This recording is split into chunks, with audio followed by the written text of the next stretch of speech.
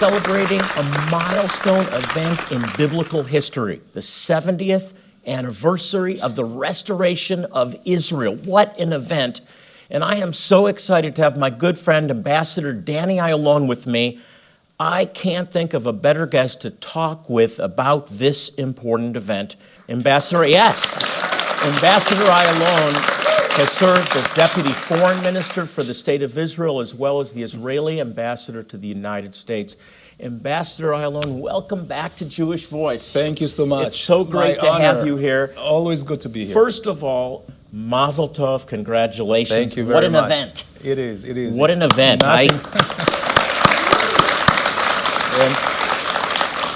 So the Islamic world said this day would never happen.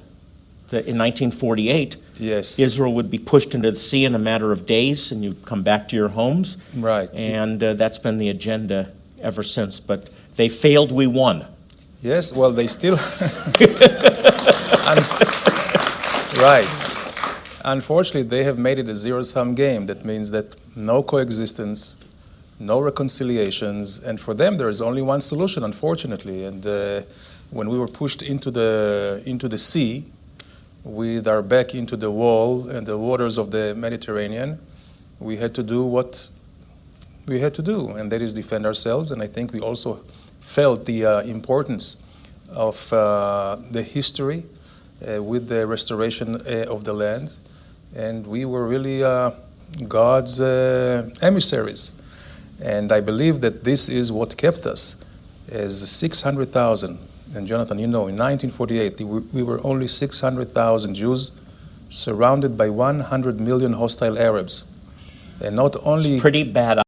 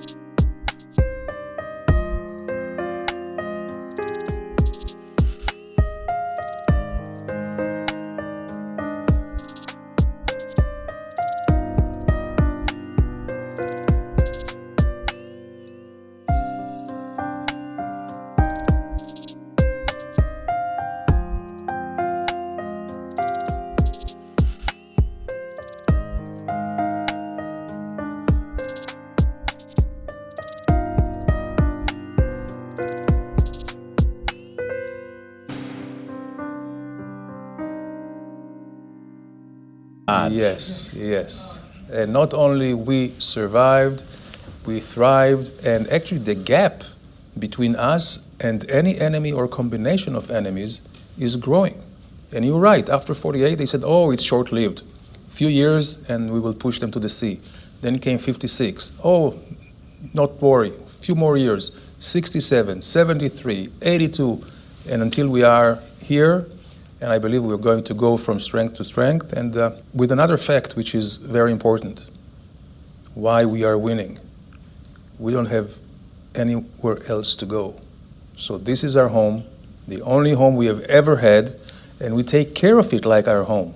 And for 2,000 years, until the Jews returned, the earth there, the land was derelict. Why? Because all of these inhabitants, or the rulers of the land, were occupiers.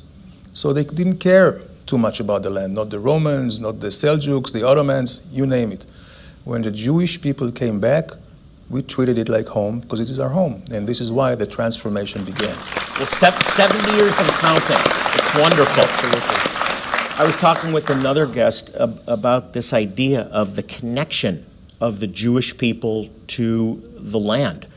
This was a land that was promised to them as an inheritance, a people that were promised that although I'll scatter you for your disobedience, I will bring you back. Mm-hmm. Even specifically mentioning where they would be brought back from, the North Country, Ethiopia, the land that is today Ethiopia, Cush. Mm-hmm. That's all been happening before our very eyes. This is Bible prophecy, I believe, being fulfilled. And when the people of Israel came back to the land promised to them, it's like the land opened up and blossomed.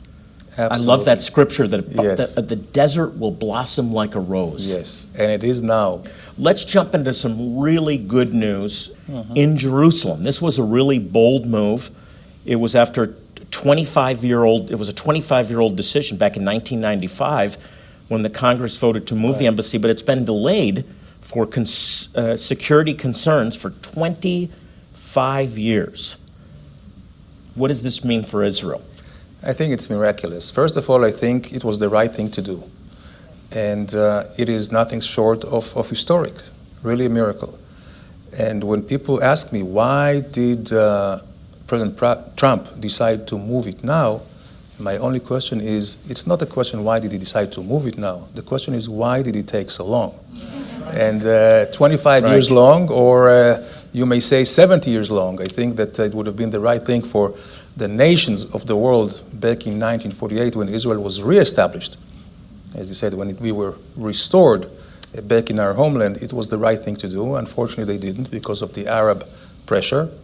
But with the United States moving, this is a move which is historic. And we know of other countries. Vice President Pence said something when he was in Jerusalem recently that I want you to comment on. He said this lays the groundwork for peace, because of the criticism from the left is this will dismantle the peace process, which is, there's nothing being dismantled in reality. But he said this will lay the foundation because the foundation for peace has to be built on truth. Exactly. Can you comment? I just thought that was a fantastic statement. Absolutely. Well, you see, I think, first of all, we see really a breath of fresh air coming out of Washington when it comes to the Middle East at large, and specifically to the conflict with the Palestinians. And what I think Pence was referring to was that for the last 8 presidents, we're talking about 8 presidents who have tried the same and more of the same, only to hit a brick wall. And why was it? Because everybody was catering to the Palestinians. The Palestinians were treated as the spoiled kid. They were not asked to make any compromises. And what did that do? It toughened their position, thinking that they don't have to do anything, that Israel will be delivered to them by the international community. Well, it didn't work. So now I think they have to face reality, and it is only up to the United States to start bringing the reality back home to them. It will take some time, but this will be recognized. And once we put or take Jerusalem out of the table, once they understand that they will have to really do some soul searching themselves about the future of their own people. You see, until now they have had so many opportunities which were lost. I think this is another opportunity, and if they're really serious, peace will come. Amen to that. It's based on truth. I want to talk more about the UN. I want to talk about misinformation. We'll call it fake news. How's that? Fake news. The propaganda that people are seeing about Israel and believing. We need to set the record straight. Welcome back, former Israeli Ambassador Danny Ayalon, who joins me all the way from Israel with current events, is with me. All eyes are on Jerusalem as we move the capital. I want to share.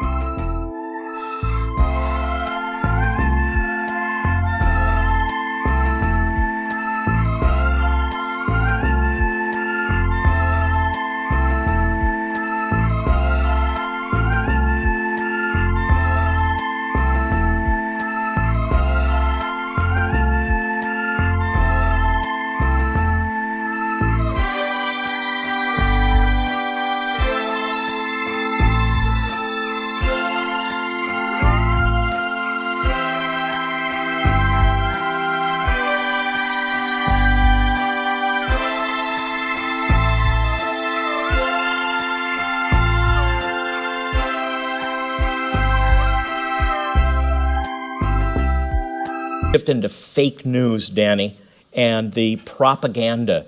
Most of the world media portrays Israel as the aggressor, gives the impression that this is a battle zone. Every tour, we have to deal with people that see something on television or read something, and they want to cancel the tour because they think it's unsafe. All of these things are false, are fake news, right? Absolutely. I feel safest, basically, in Israel. And it's not because we have less threats than we would have anywhere else in the world, but we are better prepared. We have this great experience. I mean, it's unfortunate that we had to accrue or to build this experience, but when we are being attacked, the first thing is, of course, to rely on intelligence, preemption, and this is the only way to not just to win a war, but to really survive. To paint Israel the aggressor, again, it's fake news, because they do not report the squads, the terror squads that are coming under tunnels from Gaza. They do not report all the rockets, with huge explosive warheads coming out of Israeli kindergartens and malls and shopping centers. They just show Israel's self-defensive acts. And this is not only fake news, I believe this is just propaganda, and it is very, very unfortunate, and especially when we see that the entire world today is under attack of radical Islam, whether it's in Europe or here or in Moscow, anywhere else. And what we have told them from a long time ago, if you don't come together, they will attack us first, but they will not finish with us. They will come over to you. Israel's just the closest. Exactly. Let's make something very clear in this program, okay? Moral equivalency. There is no moral equivalency between a calculated attack against a missile silo and bombing the civilian population. Right. Let's be clear about that. Absolutely. Okay? Let's set the record straight. Absolutely. There is no moral equivalency. No here. moral equivalence whatsoever. And we see that the Palestinian terror is targeting mainly civilians. Their idea is to terrorize the entire population, to create a wedge between the population and the government, so the country will be under chaos, like in Syria or in Yemen or in Lebanon or in Libya. We see that they do it everywhere. Thank God we are able to defend ourselves, and this is why the country is thriving, and this is why we see that most attacks are being foiled. Thank God. And not to forget, he that keepeth Israel never slumbers nor sleeps. I'm glad about that, That's too. Right. That's right. I have so much I want to talk to you about. Talk to me about the greatest threats that Israel is currently facing as you see it. Okay, first and foremost, it's Iran. And these are prayer points, by the way. So get your pen and paper or whatever device you keep notes, prayer points to pray for Israel. Iran. First and foremost is Iran. And when I talk about Iran, it's not the people of Iran. The people of Iran would love to be free, would love to live like anyone else in our countries, but they're under the yoke of the police state that the Ayatollahs created. The Ayatollahs are the most radical, and we were told that after the Iran deal back in 2015, 2.5 years ago, since this deal was made and Iran got billions of dollars in cash, plus opening their markets to the entire world, we see that they have much more money to funnel to terrorism, to ballistic missile tests. They are really trying to take the entire Middle East as hostage, and this is only the first stage. So let me ask something. Is anybody surprised here? No, nobody's surprised, and you watching aren't surprised. Iran, greatest threat Israel faces. Absolutely. And possibly the world. And absolutely, because Iran's objectives are quite global.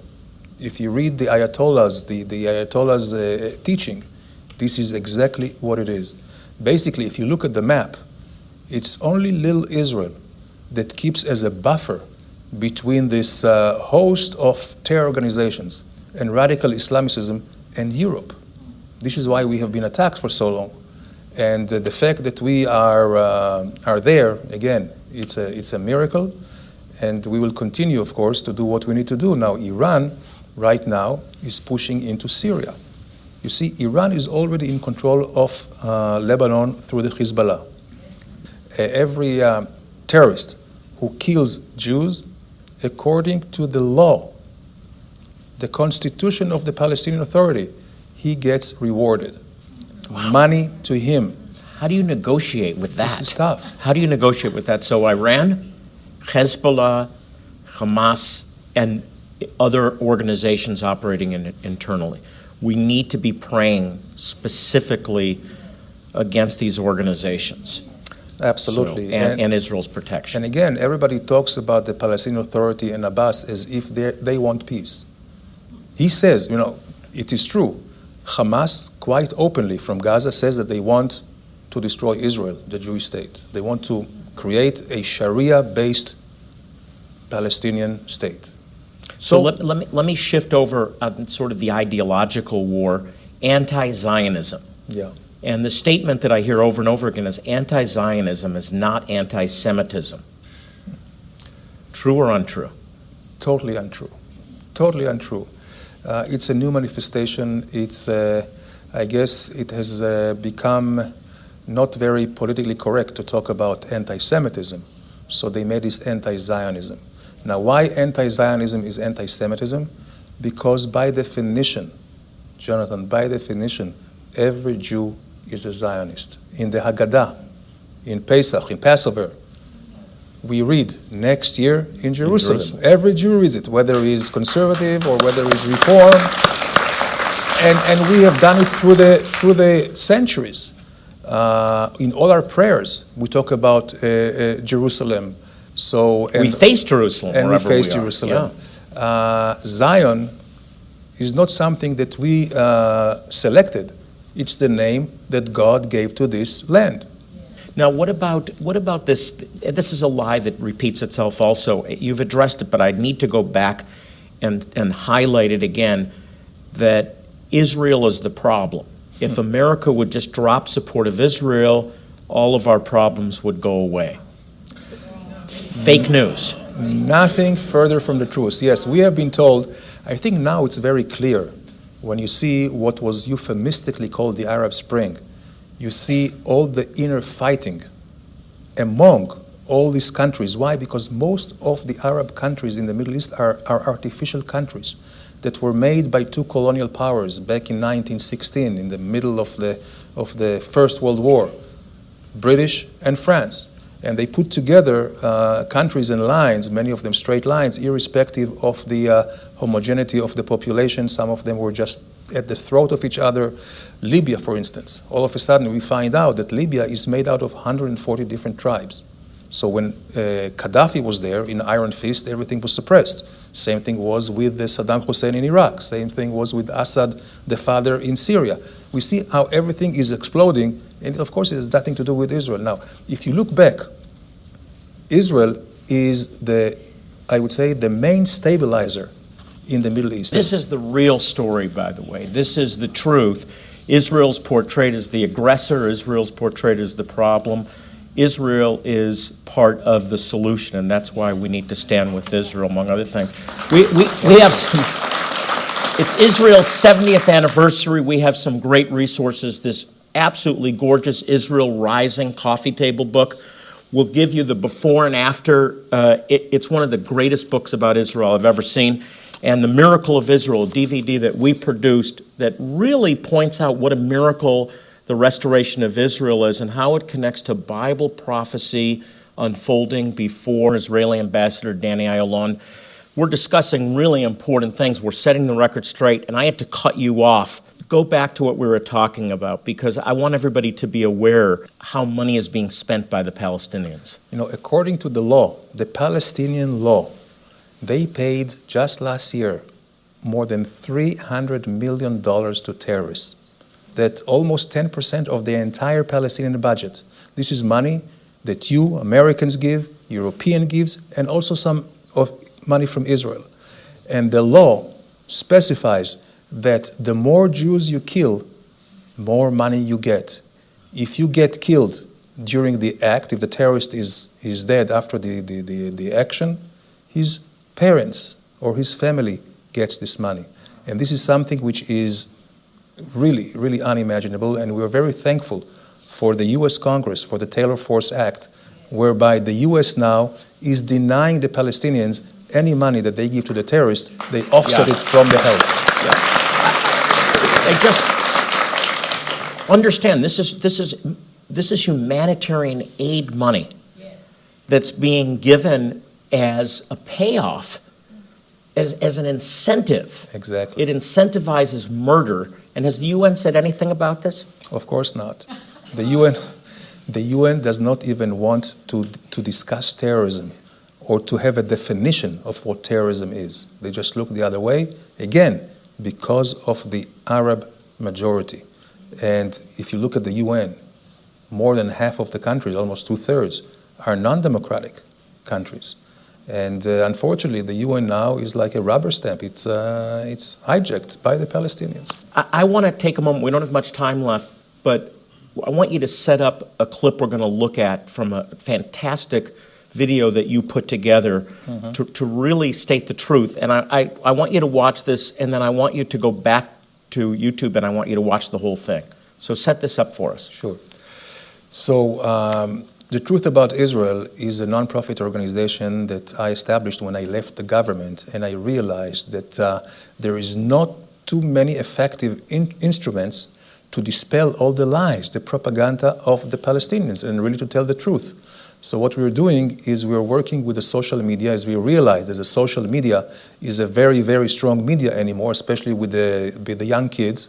And we take issues which seemingly are complex, you know, the truth about Jerusalem or the refugees or the West Bank or the peace process, and we just break it down to very simple facts that anyone who is 10 years old and above can understand, and it has been a tremendous success. Millions are watching it, and Over I believe 3 million. I use this all the time. Yeah, right. I love this piece. Take a look. Here is the truth about Jerusalem and the Jewish people. The 2,000 years that followed, empires came and left, conquered, colonized, and occupied Jerusalem, never turning it into their capital. While the Jews, Jerusalem's indigenous people, continued living in and returning to Jerusalem despite the hardship. Jerusalem isn't even mentioned in the Quran. Compare that to the 669 times Jerusalem is mentioned in the Hebrew Bible. Keep it simple. I Right. love it. We're linking this to our site. Great. So Wonderful. go to our website and you can link to their site and really get the truth. The truth is what it's all about. Absolutely. And the truth will set you free. And for, you know, Jonathan, for too many years, we ignored it. We thought, you know, the lies of the Palestinians and their collaborators are so outrageous that we very naively thought, well, nobody will believe it. Well, they do believe it because they repeat it. You know, they repeat it, and just Goebbels, the propaganda Nazi minister of Hitler, Right. back in the 30s said, you know, you repeat a lie 1,000 times, it becomes the If truth. it's big enough and repeated enough, people will believe it. So now we That's true. understand that we have to respond to any lie, the most outrageous, including the one that Abu Mazen said in the UN 3 weeks ago, that the Palestinians, listen to that, are the descendants of the Canaanites. And immediately I thought, well, if you are a descendant of the Canaanites, do you have any Canaanite language that you can speak of, any letters, alphabets, any prayers, any archaeological artifacts? It's all figment. Stop confusing us with the facts, okay? Exactly. Ambassador, the ground cries out. It's an amazing thing. Thank you for being with us. My pleasure. Happy birthday, Israel. Congratulations. And the next 70 years are going to be even greater should the Lord tarry. Absolutely. Yeah. Absolutely. You may have questions, you may have prayer needs. I want you to remember that we're here for you. I hope that you benefited from this program today and that you really begin to pray for the peace of Jerusalem because you will prosper. We're here to help you any way we can. Our website is jewishvoice.tv.